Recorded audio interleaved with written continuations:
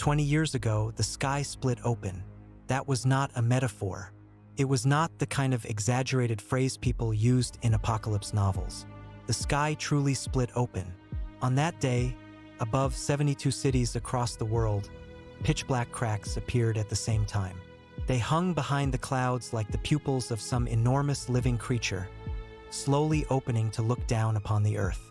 At first, people only raised their phones and took pictures. They thought it was an unprecedented astronomical wonder. Some started live streaming, some cheered, some even stood beneath the cracks and made wishes. Then the first monster fell out of the rift.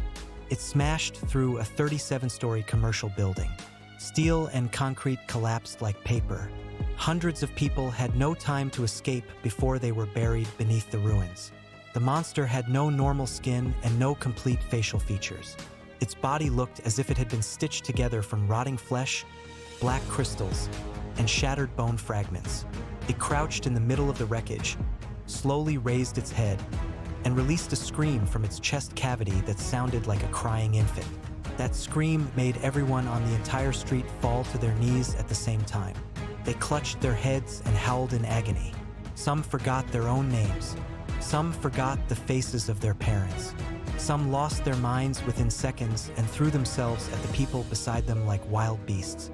For the first time, humanity learned that monsters did not need claws or fangs to kill. They could devour memories. They could devour reason. They could devour souls. Later, humanity gave that day a name, Sky Rift Day. After the Sky Rift, the order of the world collapsed. Armies opened fire. Missiles were launched. Nuclear weapons were authorized. But humanity soon discovered that the monsters from beyond the rifts did not fully obey the laws of physics on Earth. Some monsters, after being blown apart, would reassemble their flesh beneath black starlight. Some had no hearts and no brains, yet they could walk through seas of fire. Even more terrifying was the pollution they left behind after death. As long as ordinary people approached a source of that pollution, they would hear whispers. Some said the whispers were calling them home. Others said the whispers were teaching them how to open new doors. During the first 3 years, humanity lost more than half of its population. Once prosperous cities became ruins. Black bone towers rose from the depths of the oceans. Man-eating flowers grew in the forests. Night no longer belonged to mankind. Humanity retreated behind towering walls and built safe zones, using steel, arrays, firepower, and human lives to preserve the last embers of civilization. But everyone knew the truth. If things continued this way, humanity was not surviving. It was only dying more slowly. Then, in the 4th year after the Sky Rift, the first awakened appeared. First, no one knew what it meant. They only knew that one day, every person who had reached the age of 18 began to have the same dream. In that dream, there were doors, countless doors. Behind some doors, thunder roared. Behind others, the sea raged. Behind others, men in black robes stood with blades in their hands. Behind others were dragons, gods, machines, flames, and ancient battlefields. When the first person pushed open a door, humanity finally saw hope of fighting back. That ordinary young man, just as a Star-Husk beast was about to devour an entire shelter, summoned a black-clad battle spirit wielding a long blade. The blade fell, and for the first time, a Star-Husk beast truly died. From that day on, humanity learned that every adult had a chance to awaken a fate realm of their own. A fate realm connected its owner to the inheritance of another world.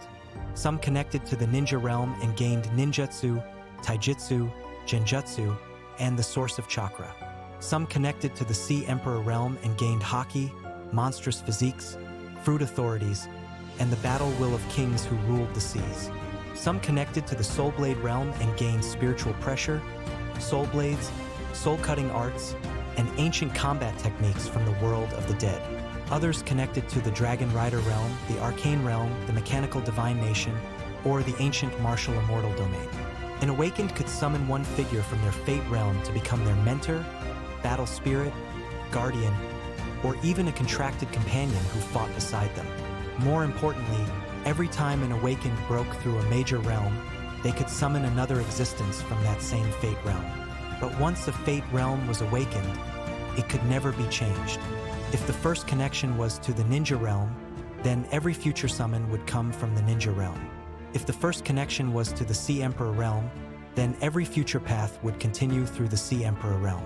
If the first connection was to the Soulblade realm, then that person could only walk the path of the Soulblade realm. A fate realm determined one's ceiling. The summoner determined one's destiny. 20 years passed. Humanity, after its first devastating collapse, had barely managed to stand firm again. The great safe zones established order. Summoner academies trained young combatants. The military guarded the borders. Husk hunter squads entered the rifts. High-ranking thrones held the cities. Yet the star gates still hung in the sky. Rifts still continued to appear. Star-Husk beasts still struck the walls in the darkness of night. And over the past 3 years, more abnormal reports had come back from the front lines. The Star-Husk beasts were evolving. They had learned to hide. They had learned to disguise themselves. Some had even learned to speak human language. Privately, some veterans said that the sky rift from 20 years ago might not have been the beginning of the invasion at all. It might have been only the prelude to an even greater disaster. The 9th safe zone, 3rd high school. Today was the adult awakening day. By 6 o'clock in the morning, the school field was already packed with people. A massive white stone tablet floated at the center of the field. Beneath it, 6 rings of pale blue array patterns flowed slowly like ripples across water. That was the Fate Awakening stone. Every high school in every safe zone had at least one. As long as an 18-year-old student pressed a hand against the stone, it would detect their spiritual fluctuations and open the door to their fate realm. Those who awakened successfully would have their lives rewritten. By the time the awakening ceremony ended, it was nearly noon. The cheers on the field gradually faded. Those who had awakened successfully were led away by teachers to register their results. Students with high rankings would immediately enter the key cultivation list and receive preliminary contact from academy representatives and the military. Those who had failed to awaken were arranged to wait on the other side, where they would be redirected into ordinary education tracks or employment channels. As for Lin Jin, he had been placed in the most awkward position of all. He had awakened successfully, but only as an F rank with an unknown fate realm. According to the system, he was a summoner. According to his value, he was almost not worth cultivating. A teacher from the academic affairs office walked up to him with a tablet in hand. Lin Jin, your awakening information has already been synchronized. The teacher's tone was not exactly cold, but it did not carry much emotion either. He saw results like this every year. Not every awakened was qualified to go to the front lines. Far more low-ranking awakened would eventually enter logistics, repair work, transport, pollution cleanup, low-risk patrols, and other basic positions. Your fate realm type cannot currently be classified. Your summon figure also has no clear combat ability, so for now, you will be assigned to the logistics class. Report to the 3rd floor of the East Teaching Building at 2 o'clock this afternoon. Lin Jin accepted the documents. Does the logistics class also receive summoner subsidies? The teacher paused. He had thought Lin Jin would ask whether he could be tested again, or whether he still had a chance to enter the combat class. He had not expected the first thing Lin Jin asked about to be subsidies. The teacher checked the records. Yes, but only the lowest tier. Lin Jin pressed on. What about family member pollution treatment subsidies? The teacher fell silent for a moment. An F-rank logistics student can only apply for basic subsidies. Qualification for an advanced spirit purification pod requires at least C-rank combat sequence status or approval through a special contribution review. Lin Jin's fingers tightened slightly around the documents. The basic subsidy was not enough. Not even close. His sister was currently relying on an advanced pollution stabilization device. If that qualification was suspended, the Star-Husk pollution in her body could very likely backlash within a short period of time. The teacher glanced at him. He seemed to want to say something comforting, but in the end he only said, "Report first. The logistics class is not without opportunities. If you perform steadily later, you can apply for the pollution cleaner assessment." Pollution cleaner. Among low-ranking awakened, it was one of the positions with the highest death rate. After Star-Husk beasts died, the pollution they left behind had to be handled by someone at close range. High-ranking summoners would not waste time on such work. Ordinary people could not withstand the erosion of pollution. As a result, large numbers of low-ranking awakened became pollution cleaners. The pay was higher than ordinary jobs. The death rate was far higher as well. Lin Jin nodded. I understand. After the teacher left, Lin Jin stood at the edge of the field and lowered his head to look at the class assignment on the document. Lin Jin, Fate Realm Unknown, Rank F, Summoned Figure Nameless Soul Envoy, Recommended Track Logistics Support Sequence. Note no clear cultivation direction. No clear cultivation direction. Those 6 words were even more piercing than F rank. It looks like you really were assigned to the logistics class. Qin Yu's voice came from beside him. Lin Jin did not need to turn around to know who it was. Several newly awakened students followed Qin Yu. Most of them were C rank to B rank, and they were gathered around him, laughing and talking. After all, Qin Yu was an A+C Emperor Realm awakened. His future entry into a high-tier academy was almost guaranteed. There was never any harm in getting close to him early. Qin Yu walked in front of Lin Jin and swept his gaze across the document in Lin Jin's hand. Logistics Support Sequence. He deliberately read those words very slowly. Not bad. It suits you. Someone beside him laughed and said, Young Master Qin, logistics is important too. If no one moves supplies, how are we in the combat class supposed to kill Star-Husks with peace of mind? Another student added, Exactly. When we go to the front lines in the future, maybe student Lin Jin can help bring us water. The group burst into laughter. Lin Jin raised his head and looked at Qin Yu. Are you done? Qin Yu's smile faded slightly. He did not like the look in Lin Jin's eyes. He was obviously an F rank. He had obviously already been assigned to the logistics class, and yet he still looked as if he had not been trampled down. Qin Yu took a step forward. The pressure brought by his A+ awakening faintly pressed toward Lin Jin. Lin Jin, do you still not understand your situation? From today onward, we are no longer the same kind of people. Lin Jin did not retreat. So, Qin Yu narrowed his eyes. So ordinary people should have the attitude of ordinary people. An invisible pressure landed on Lin Jin's shoulders. Lin Jin felt his chest tighten. This was the initial suppression brought by the Tyrant Body Martial Master of the Sea Emperor Realm. Even though Qin Yu had not yet officially begun training, the naturally leaking aura after awakening was already enough to make ordinary students' legs go weak. But Lin Jin simply stood there. His face turned a little pale, yet he did not move an inch. Do not concern yourself with the judgment of ants. The black-robed man's voice echoed in his mind again. A drop of blood from the Soulblade Royal Court is enough to crush an entire sea. Lin Jin took a breath, looked straight into Qin Yu's eyes, and spoke calmly. If you're done, then get out of the way. The air seemed to freeze for a moment. Qin Yu's expression completely darkened. Good, very good. I'll see how long you can keep this up in the logistics class. He turned around and waved his hand. Let's go. Don't waste time on a waste. The group walked away arrogantly. Lin Jin stood in place for a few seconds, then exhaled slowly. He didn't care about Qin Yu's provocation. He only cared about one thing: how to get enough money for his sister's treatment. He turned and walked toward the hospital.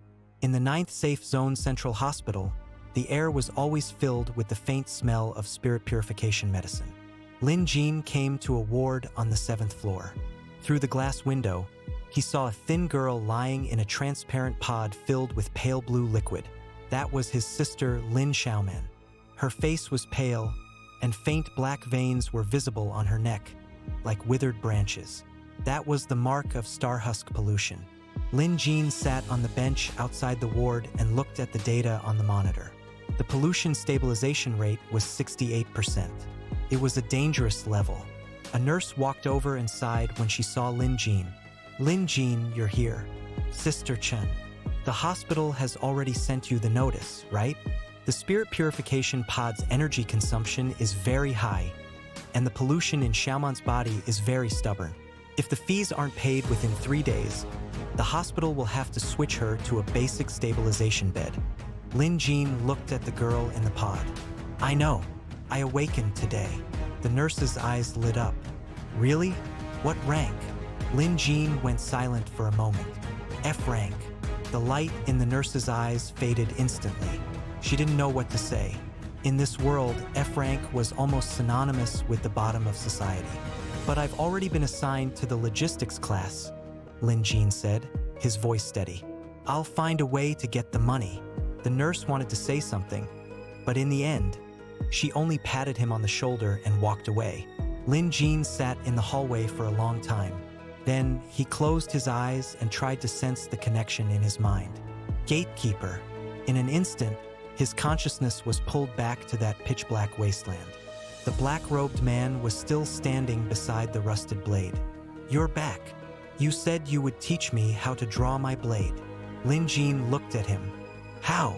The black-robed man didn't speak. He only reached out and grabbed the hilt of the black blade. The next second, he pulled it out. There was no dazzling light. There was only a silence that seemed to swallow all sound. The man held the blade and pointed it toward the distant darkness. The Soulblade Royal Court does not rely on spiritual power from this world. It relies on your soul. The stronger your soul, the sharper the blade. And the way to strengthen your soul is very simple. The man turned his head, his cloth-covered eyes looking at Lin Jin. Kill. Kill the Star-Husks. Kill the polluters. Kill everything that stands in your way. Every life you take will become the nutrient for your soul. Lin Jin looked at the rusted blade. But I don't even have a weapon in reality. The man let go of the hilt, and the black blade floated in front of Lin Jin. The blade is already in your heart. When you need it, it will appear. Lin Jin reached out and gripped the hilt. In that instant, a bone-chilling cold traveled from his palm to his entire body. But at the same time, he felt a power he had never experienced before. It was wild, dark, and filled with an ancient majesty. Now go. The man's voice grew distant. The first hunt is about to begin.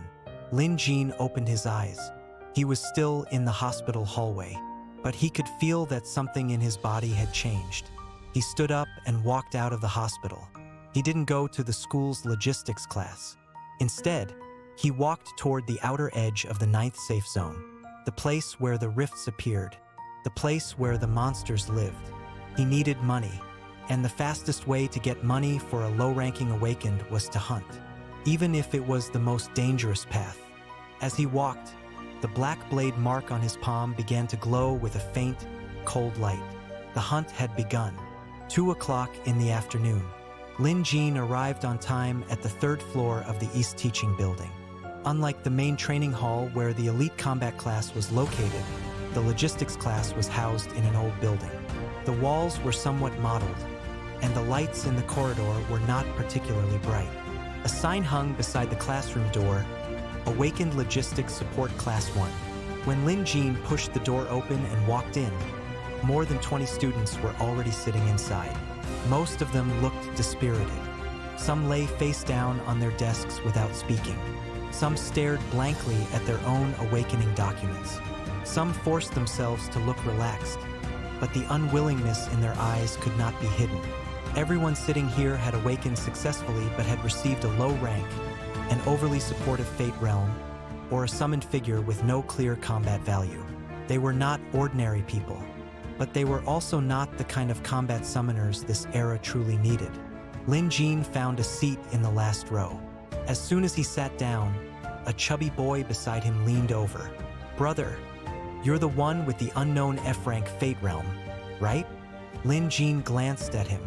The chubby boy immediately waved his hands. I'm not making fun of you. I'm F-rank too. He patted his own chest. My name is Zhao Peng. My fate realm is the food spirit realm, and my summoned figure is a low-rank cook officer. Lin Jin was silent for a moment. A cook officer? Zhao Peng sighed. Yeah, a guy who cooks. But the teacher said the food spirit realm actually isn't bad. High-ranking food spirit masters can make food that restores spiritual energy, stabilizes pollution, and temporarily boosts combat power. He paused, then added, "But that's at high rank. My low-rank cook officer only knows how to make porridge for now." Lin Jin nodded. "That's pretty useful." Zhao Peng froze.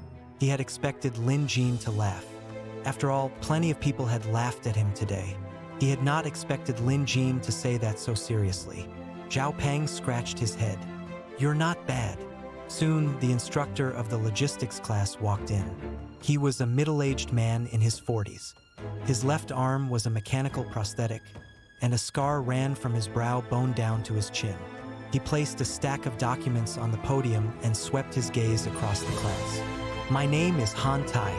From today onward, I am your logistics class instructor." The classroom gradually quieted down. Han Tai did not waste words. He spoke directly. "I know many of you are unconvinced. You think you were just unlucky. You think F rank doesn't represent your future.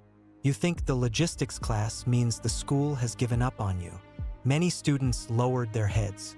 Han Tai gave a cold laugh. "To a certain extent, you're right. This world is very realistic. Resources are limited.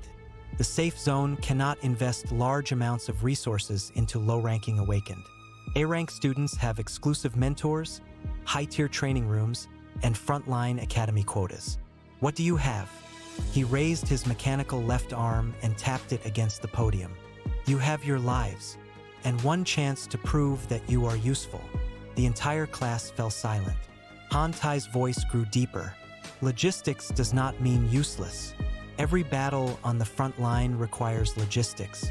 Supply transport, emergency treatment, pollution cleanup, rift documentation, terrain investigation, spiritual equipment maintenance.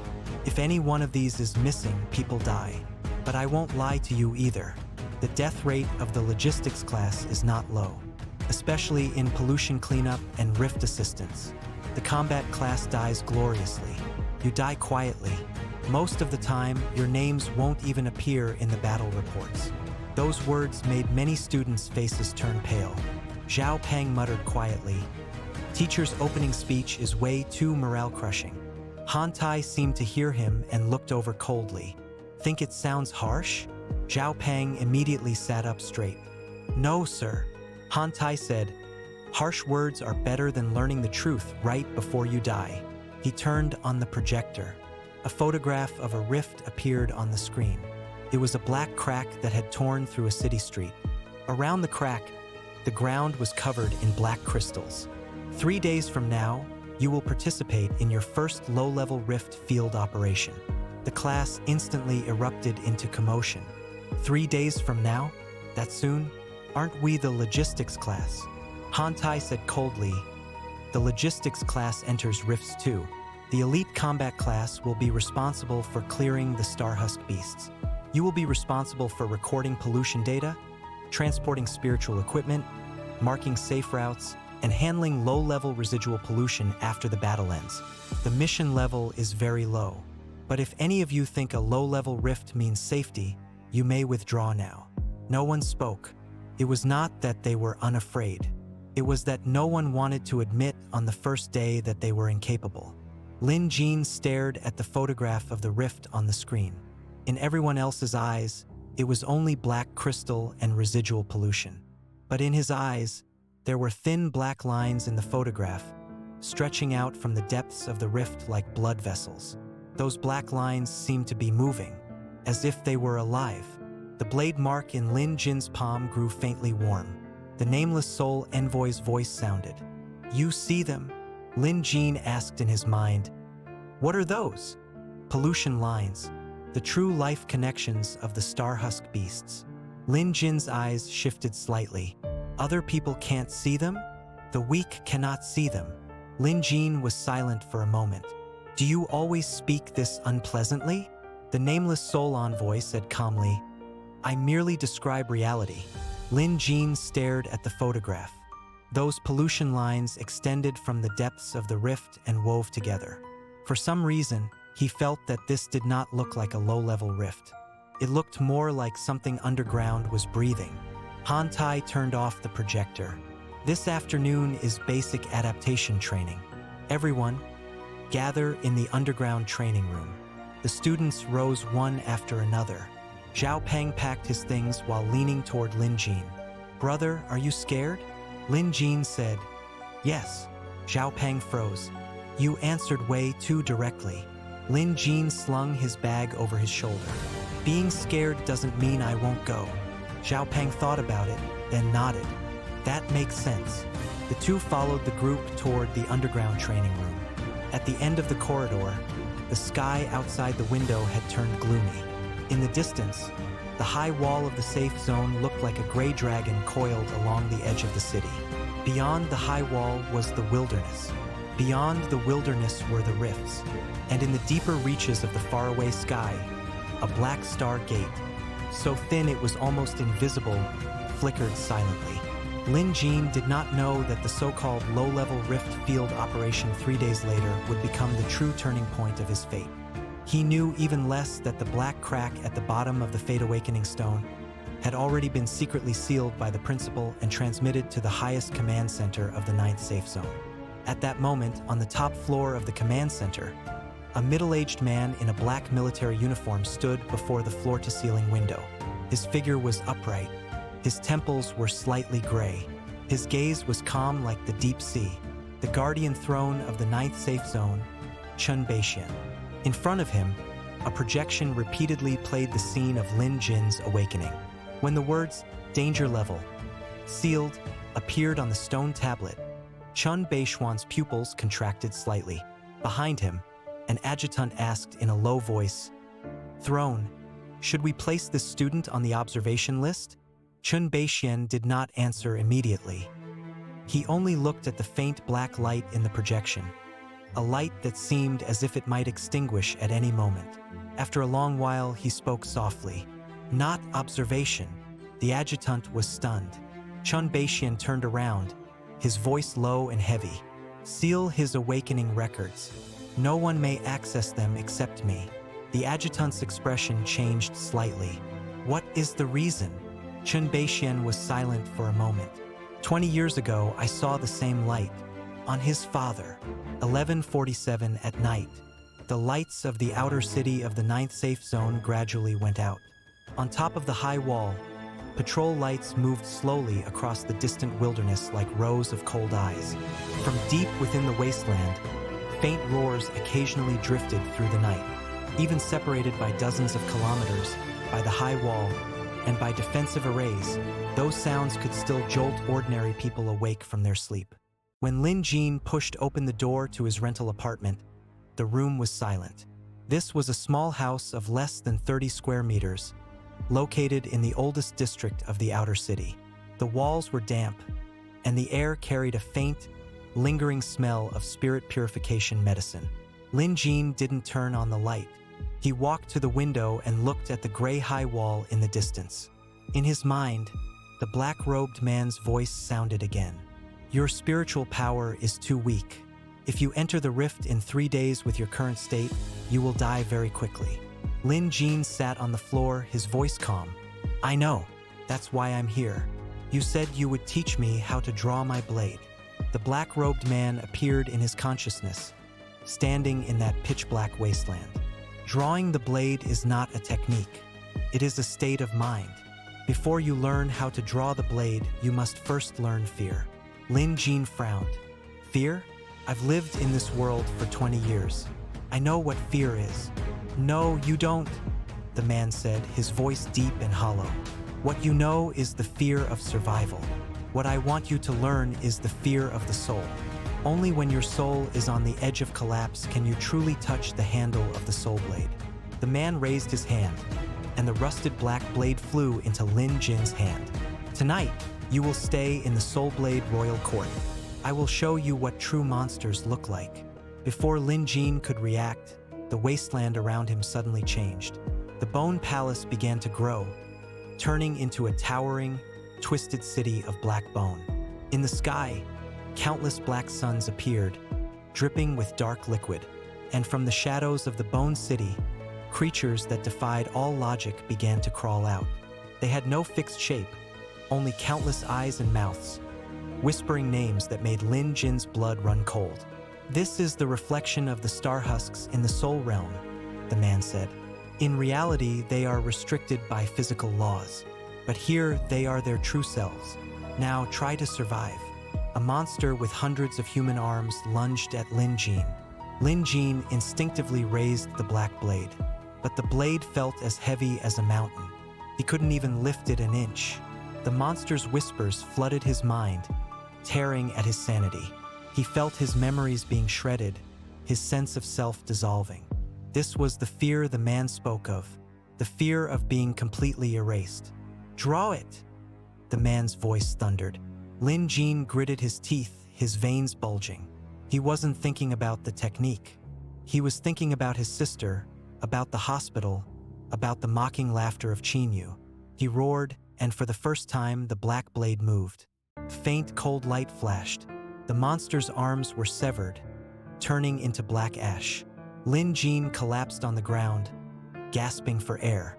His body, in reality, was covered in cold sweat. Not bad, the man said. You've touched the edge. But this is only the beginning. In 3 days, you will face the real thing.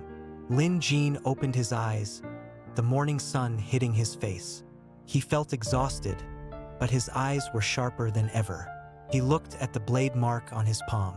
It was no longer just a mark. It felt like a part of his soul. He stood up, washed his face, and prepared for the second day of the logistics class. He had 3 days. 3 days to become a hunter. The next morning, Lin Jin arrived at the East Teaching Building. The atmosphere in the logistics class was slightly different from yesterday.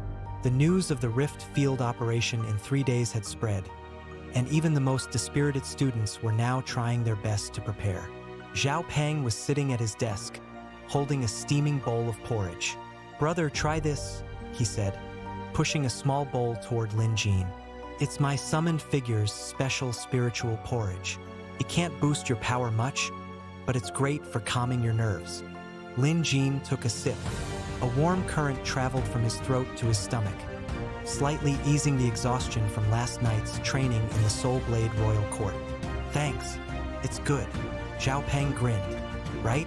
My cook officer might not be able to fight, but he's a genius in the kitchen. I've decided, even if I'm in the logistics class, I'm going to be the best logistics support in the 9th safe zone." Lin Jin looked at him and nodded. "You will be." Just then, the classroom door was pushed open.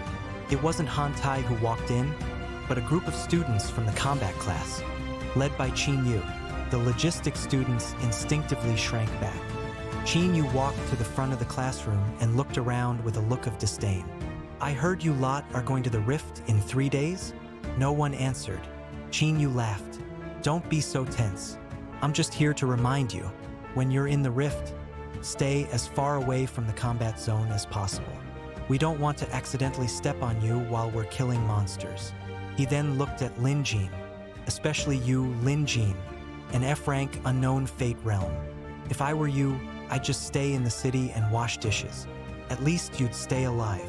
Lin Jin didn't even look up. He was focused on the documents Han Tai had given them. Qin Yu's face darkened. He was about to say something more when Han Tai walked in. "What are you doing here?" Han Tai's mechanical arm made a cold, metallic sound as he tapped it against the doorframe. Qin Yu immediately straightened up. Even as an A-rank, he knew better than to provoke a veteran like Han Tai. "Just visiting old friends, Instructor Han." "Get out," Han Tai said simply. Qin Yu gritted his teeth and left with his group. Han Tai walked to the podium and looked at the class. "Ignore them. In the Rift, the only person you can rely on is yourself and your teammates. Now, let's continue with the terrain analysis." Lin Jin listened carefully, but his mind was already on the Rift. He knew that the low-level Rift Han Tai spoke of was far from simple. The pollution lines he saw in the photograph were still vivid in his mind. Something was waiting in that Rift, and he was going to meet it. The 3 days passed in a flash. For Lin Jin, it was 3 days of hellish training in the Soulblade Royal Court. He had learned how to hold the blade, how to breathe, and most importantly, how to stay calm in the face of absolute horror. Now, he stood at the edge of the 9th safe zone, looking at the massive gray wall that separated civilization from the wasteland. A fleet of military transport trucks was lined up, engines rumbling. The logistics class was assigned to the last 3 trucks. Zhao Peng was standing beside Lin Jin, his face a little pale. "This is it, brother. Our first mission." Lin Jin patted his shoulder. "Stay close to me." Han Tai stood in front of the trucks, his gaze sharp. "Remember what I told you. Your mission is support. Do not, under any circumstances, engage the monsters directly. That is the combat class's job. You record, you transport, you clean. Is that understood?" "Yes, sir," the class shouted, though many voices were trembling. As the trucks began to move, Lin Jin looked out the window.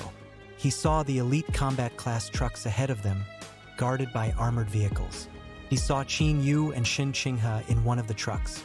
Shen Qinghe was looking out the window, her gaze meeting Lin Jin's for a brief second. Then, the fleet passed through the massive steel gates of the safe zone. The world outside was a wasteland of gray dust and ruined buildings. The air was heavy with the smell of decay and a strange, metallic tang. That was the smell of Star-Husk pollution. After an hour of driving, the fleet stopped near a ruined shopping mall. In the center of the mall's parking lot, a massive black crack was pulsating with a dark light. That was the rift. "All units, deploy." Han Tai's voice crackled over the radio. Lin Jin stepped off the truck and immediately felt a chill. The pollution lines he had seen in the photograph were now visible to his naked eyes. They were everywhere, crawling over the ruins like a spider's web. The combat class moved in first, their summoned figures appearing one by one.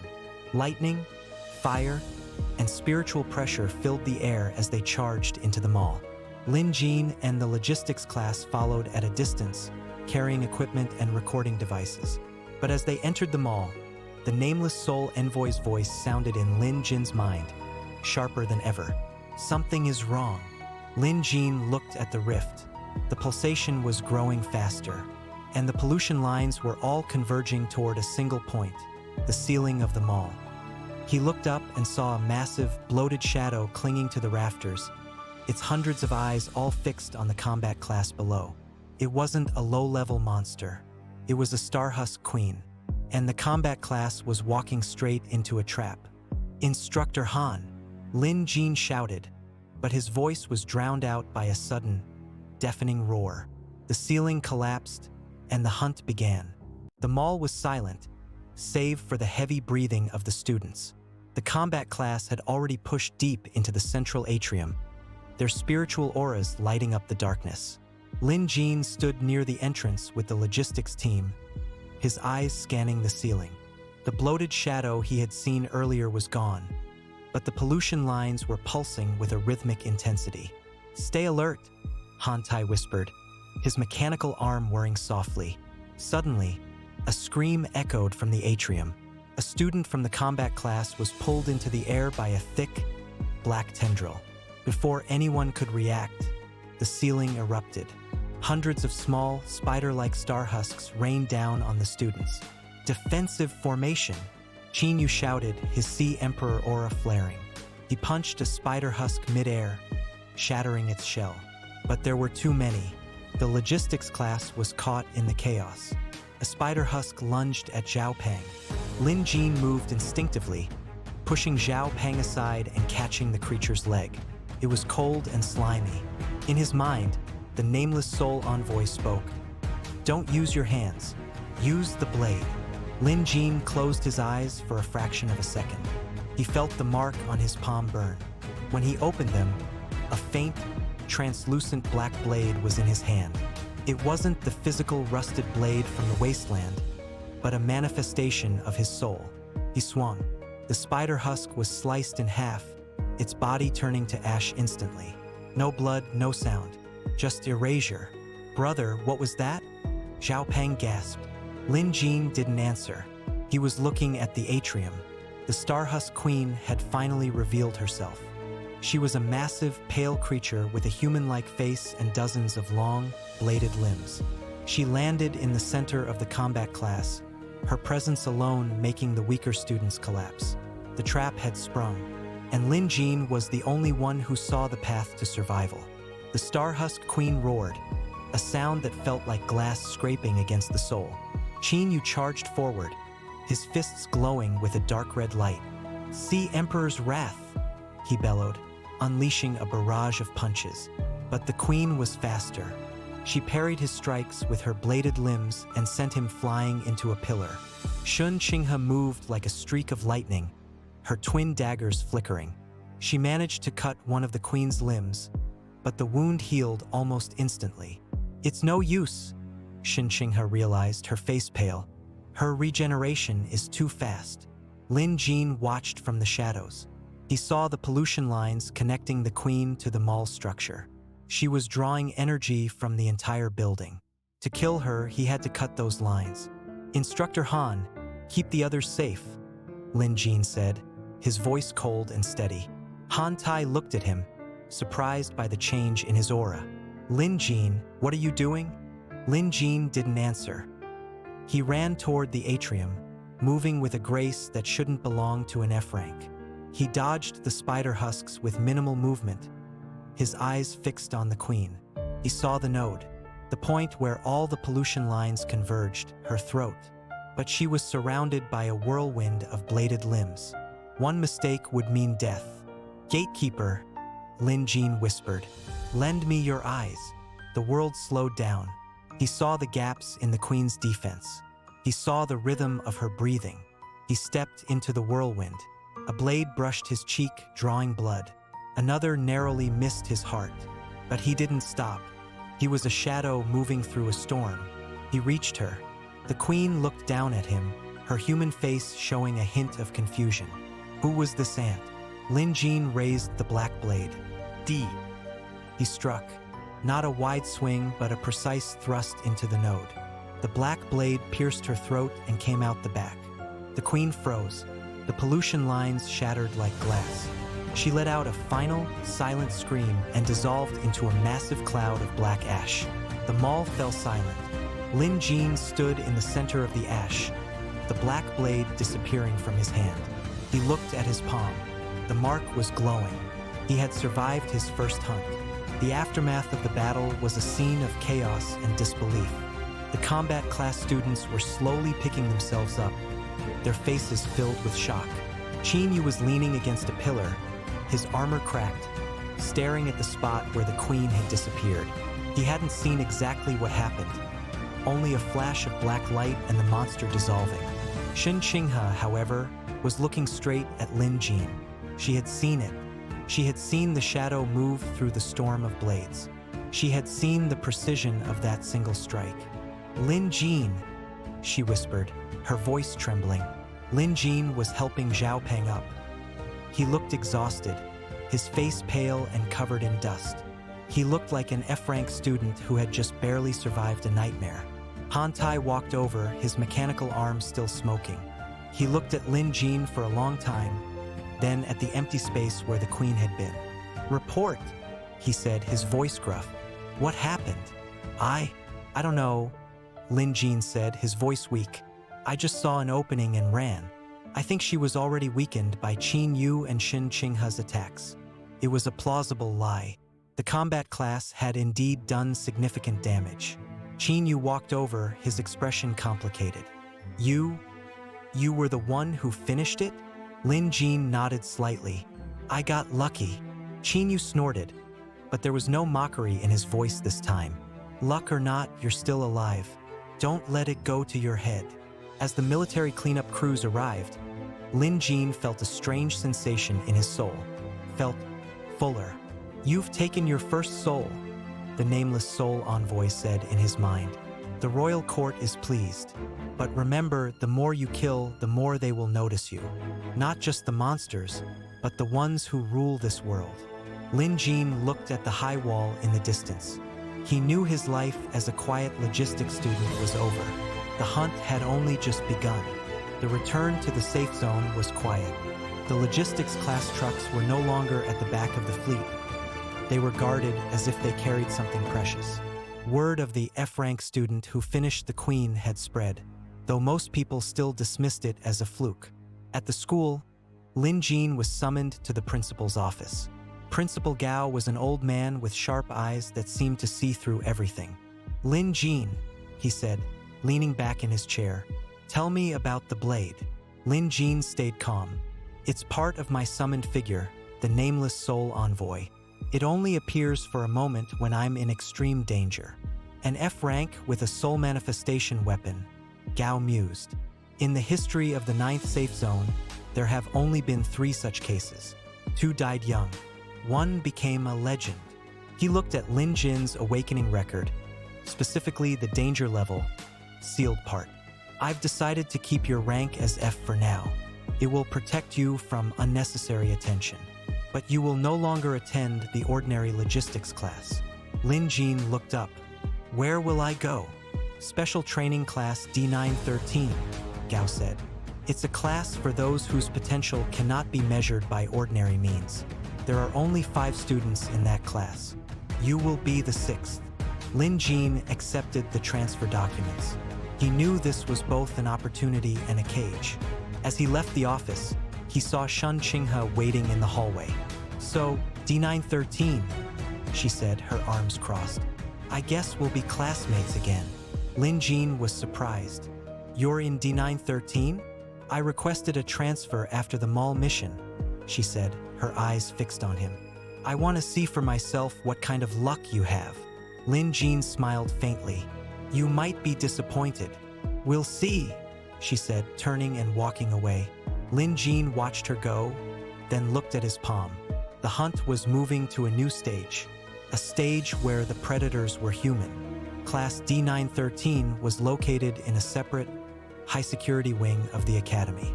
When Lin Jin entered the classroom, he felt a heavy pressure in the air. This wasn't the dispirited atmosphere of the logistics class. It was a place of suppressed power. There were 4 other students besides Shen Qinghe. A tall, silent boy with a massive shield on his back.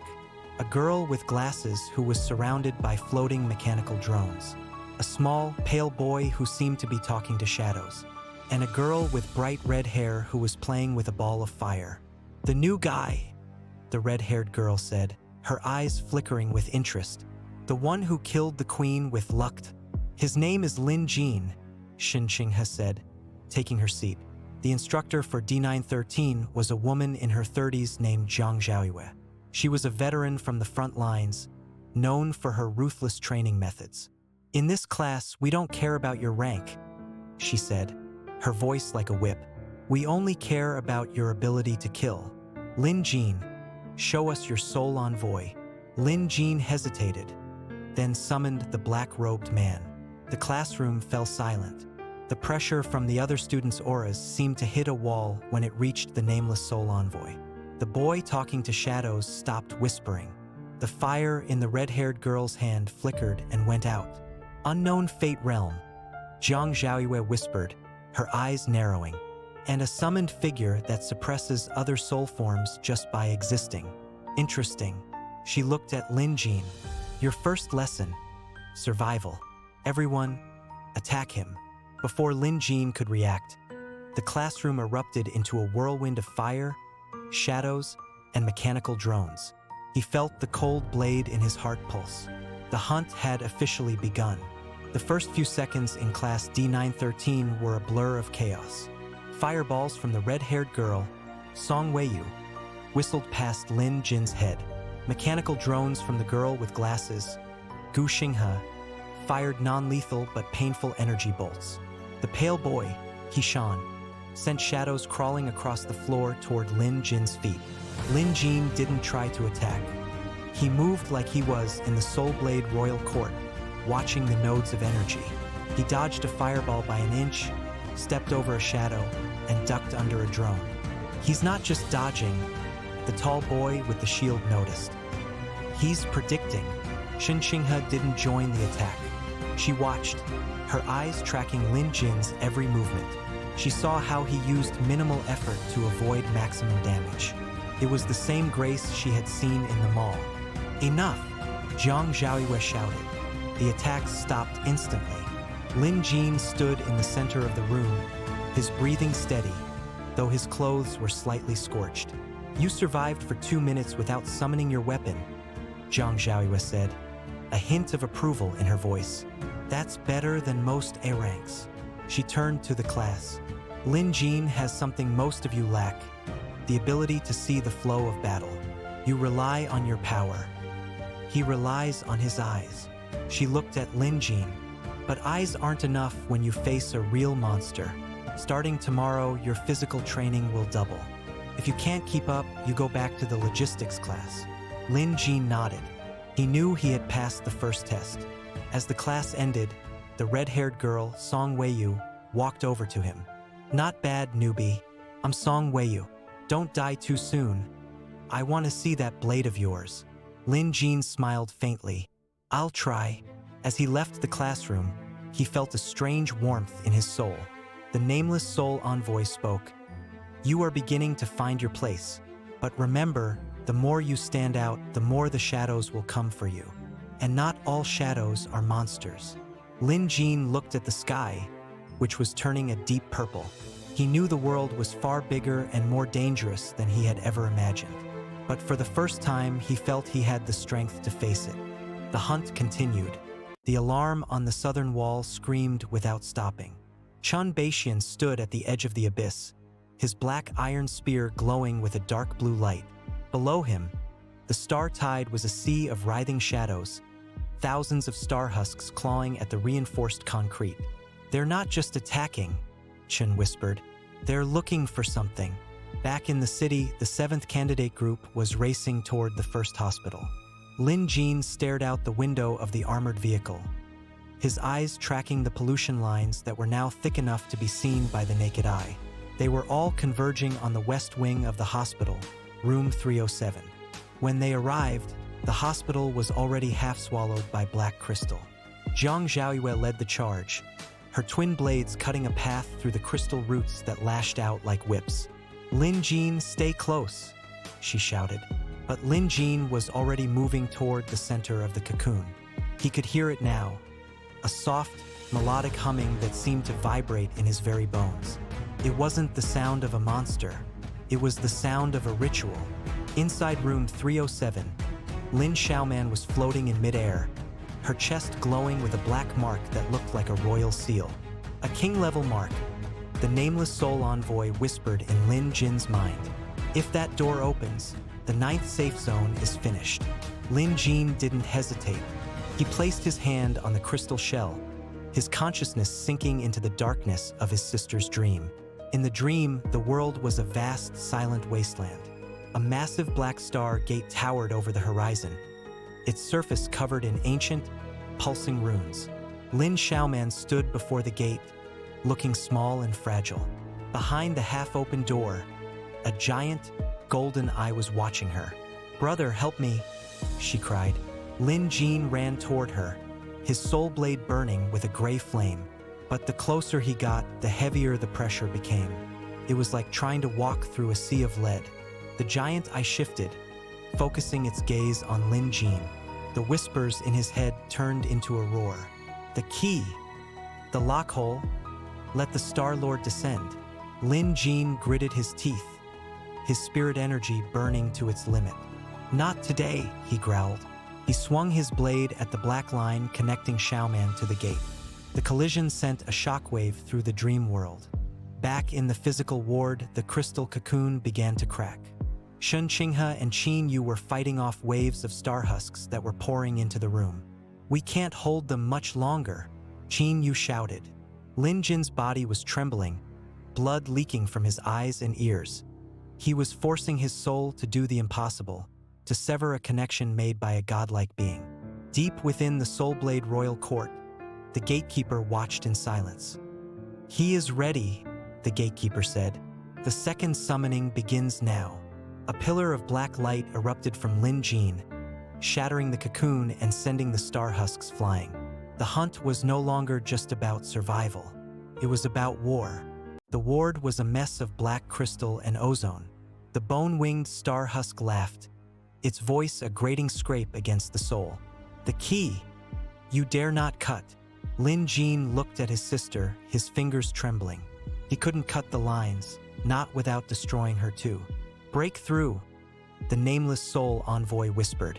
It's the only way. Lin Jin closed his eyes. He felt the gray fire ignite in his soul, burning through the barriers of his first realm.